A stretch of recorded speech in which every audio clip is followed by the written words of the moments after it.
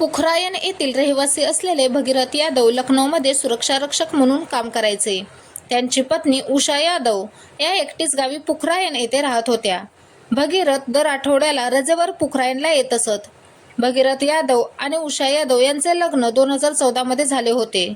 भगीरथ हे लखनौमध्ये सुरक्षारक्षक म्हणून काम करत असताना ते पत्नी उषाला आपल्यासोबत लखनौमध्ये सोबत ठेवायचे. सुरुवातीला सर्व सुरळीत चाललं होतं, पण काही दिवसांनी पत्नीचे वागणे व वाईट सवयी भगीरथ यादव यांना दिसून येऊ लागल्या.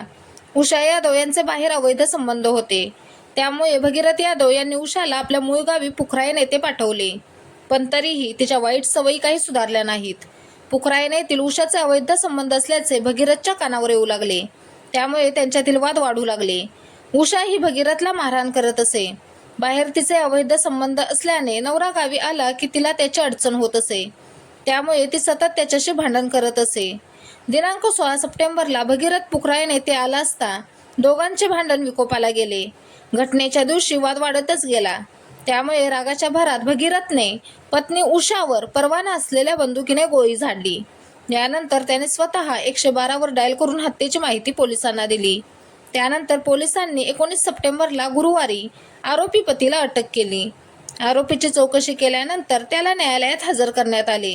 तेथून त्याची कारागृहात रवानगी करण्यात आली.